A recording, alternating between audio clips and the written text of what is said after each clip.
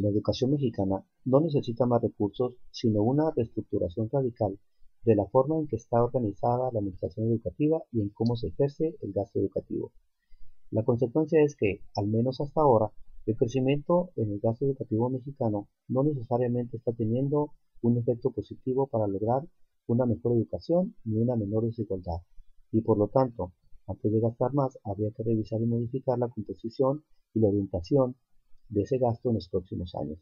En suma, mover el eje de la política pública del gasto educativo de las acciones y objetivos a los mejores resultados. ¿Por qué si México está gastando más en educación, los indicadores previsibles no han aumentado en consonancia? Tal como está, la integración de este gasto es suficientemente eficiente como para mejorar los indicadores. ¿Cuáles son algunas de las razones que explican esa aparente disfunción entre gasto y resultados? ¿Cuáles pueden ser algunas posibilidades de corregir esta situación? Para responder estas cuatro preguntas, echemos un vistazo a esto. En el ciclo escolar 2003-2004, México gastó en educación el 7.1 del PIB, lo que significa casi 2.5 puntos porcentuales más que en 1980. De esta cifra, el gasto público aumentó en ese mismo lapso de 4.3 a 5.5 y el privado de 0.3 a 1.5%, es decir, 5 veces más que hace 23 años. Tan solo en los últimos años, México destina un 19% más en términos reales al gasto educativo que en el año 2000. En parte, gracias a este esfuerzo combinado, los indicadores tradicionales mejoraron en estas 2 décadas. El promedio de escolaridad de la población de 15 años y más subió de 4.6 a 8 años.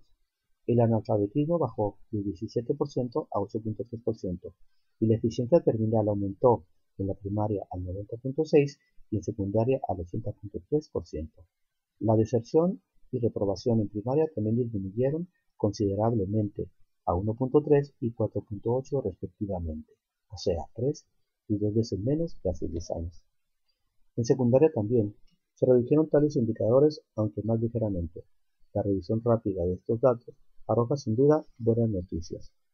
Parecerían mostrar que el esfuerzo educativo mexicano de las décadas recientes ha dado resultados importantes, sobre todo en el aspecto cuantitativo, lo cual no es nada despreciable, sobre todo si se considera la transición demográfica del país ha vivido en ese periodo. Sin embargo, aun cuando tales datos son relevantes, cuando se examinan a la luz de las mediciones educativas internacionales, por ejemplo, los estudios PISA de la OCDE, o bien cuando se contrastan con los niveles de crecimiento del producto, el ingreso de las personas, la productividad laboral y en general la competitividad de México, no se encuentran evidencias de que la mayor aplicación de recursos a la educación hayan tenido una incidencia significativa sobre estas variables económicas. En contra de ese argumento, podría decirse que las reformas educativas o la inversión creciente arrojan resultados solo hasta después de cierto tiempo, quizás una generación o dos. El razonamiento sería válido si advirtiéramos mejoría en los indicadores de calidad, pero estos se han mantenido constantes mientras el nivel de gasto, en cambio, aumenta consistentemente. Visto así, el sentido común induce a formular entonces una pregunta muy simple. Porque si el gobierno y los particulares están gastando más en educación, los resultados son tan deficientes. En conjunto, el problema desde luego es muy complejo, como para entenderlo solo a partir del gasto.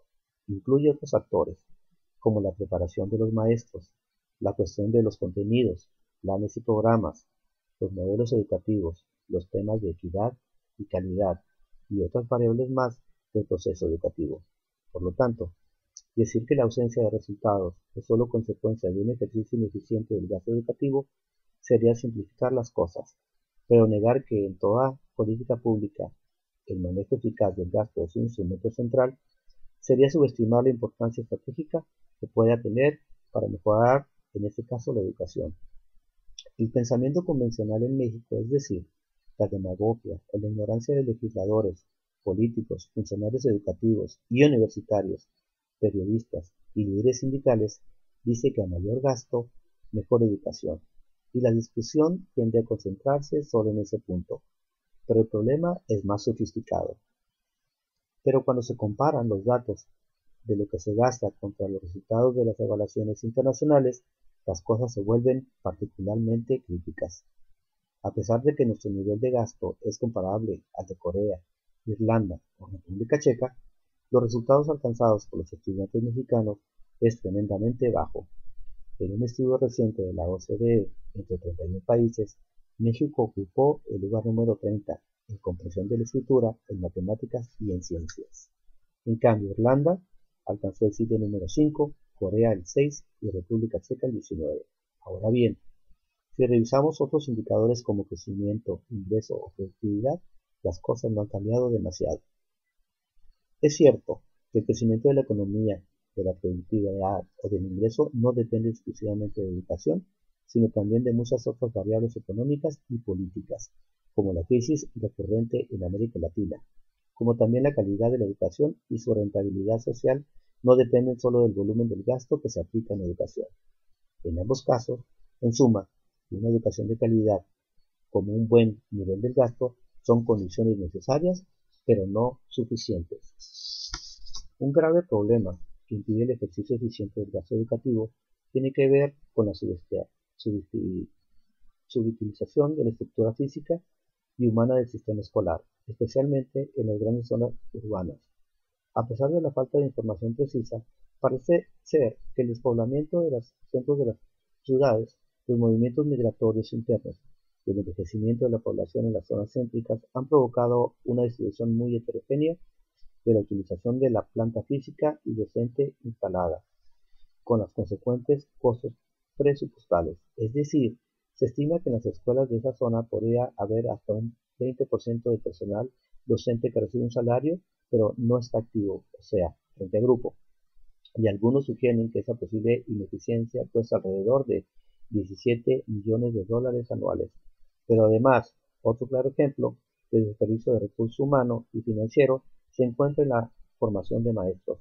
El costo promedio de la formación de un maestro normalista de primaria y la de un egresado de primaria o secundaria, según datos de hace unos años, era de 0 a 1 y de 6 a 1 respectivamente. Estas diferencias no obedecen, al parecer, a que se gaste más en la formación y actualización docente, sino a la reducción de las matrículas que las normales federales llevaban a cabo para regular la oferta de los futuros maestros. El problema es que en varias de esas escuelas las plantas docentes y administrativas se dejó casi intacta. En conclusión, ambos ejemplos muestran la urgente necesidad de mejorar la planeación para facilitar un aprovechamiento más eficiente de la infraestructura, incentivar la movilidad geográfica de los docentes y gastar mejor los recursos. Esta, por cierto, es una de las asignaturas pendientes de la descentralización. Otro punto sin duda sensible es examinar si los maestros mexicanos están bien o mal pagados. Desde luego que todos quisiéramos que estuviéramos mejor pagados, pero un análisis minucioso muestra que la respuesta no es esa, o al menos no es tan simple.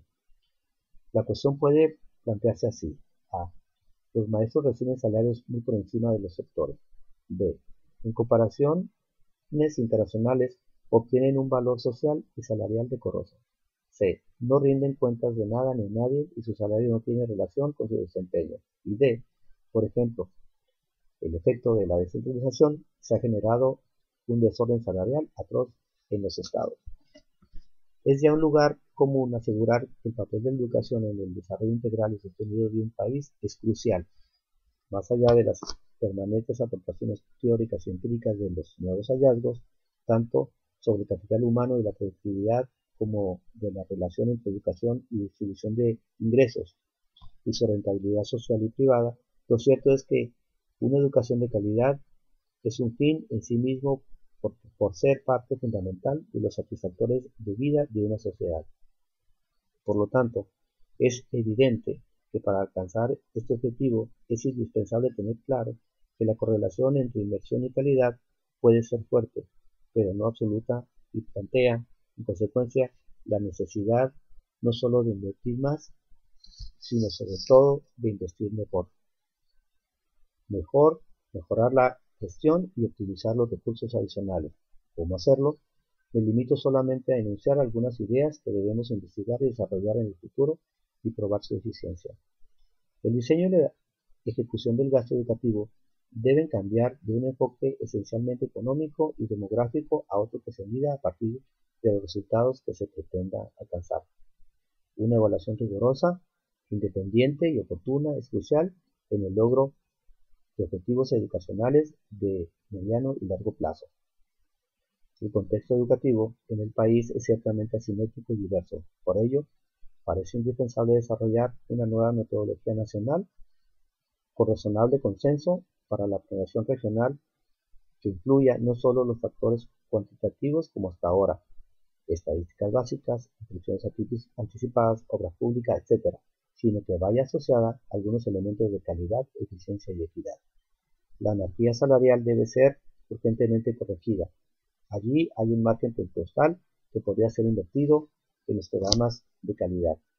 La descentralización educativa no será completa mientras no incluya una descentralización gremial que mueva hacia los gobiernos estatales la titularidad de la relación laboral.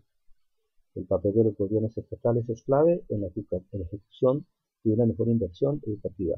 Los gobiernos federales y estatales debieran acordar anualmente la integración de una especie de bolsa o fondo presupuestal destinada exclusivamente a hacer inversión de capital en temas de calidad y que está asociada a dos variables.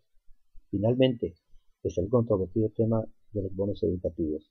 Son de tal magnitud las complejidades y limitaciones del sistema educativo mexicano que son crecientes las voces que opinan que debería modificarse la dirección en que se invierte este gasto educativo.